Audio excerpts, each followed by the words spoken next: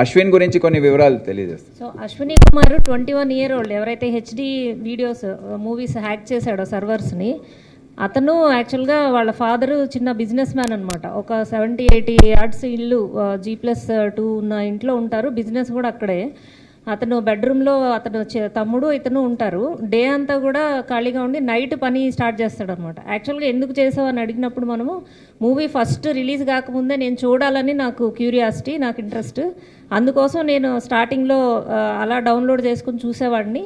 తర్వాత టెలిగ్రామ్లో వీళ్ళందరూ చాటింగ్ చేసి షేర్ చేస్తే మనీ ఇస్తామని చెప్పినందుకు నేను కాపీస్ని మెల్లగా పంపించడం స్టార్ట్ చేశాను.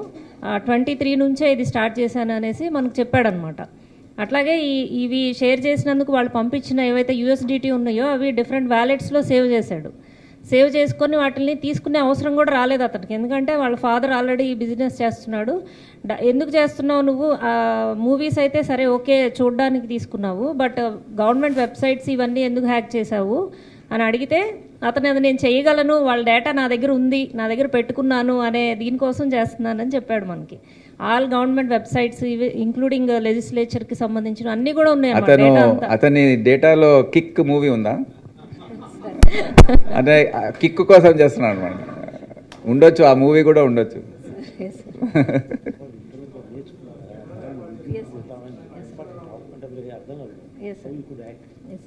అయితే ఇతను ఇంటర్ అయిపోయిన తర్వాత కాలేజ్లో కూడా జాయిన్ కాలేదు.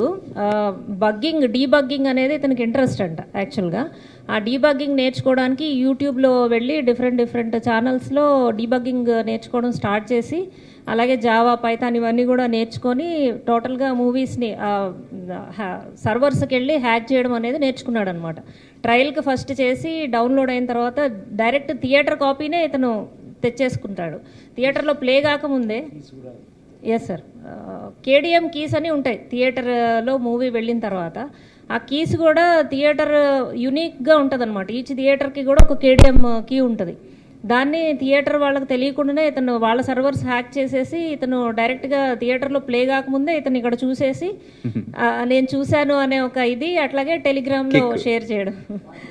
సో అది చేస్తున్నాడు. ఇదంతా కనుక్కోవడంలో మా ఇద్దరు సిబ్బంది ఉన్నారా, వచ్చారా? రండి, ఇక్కడ రండి ఒకసారి.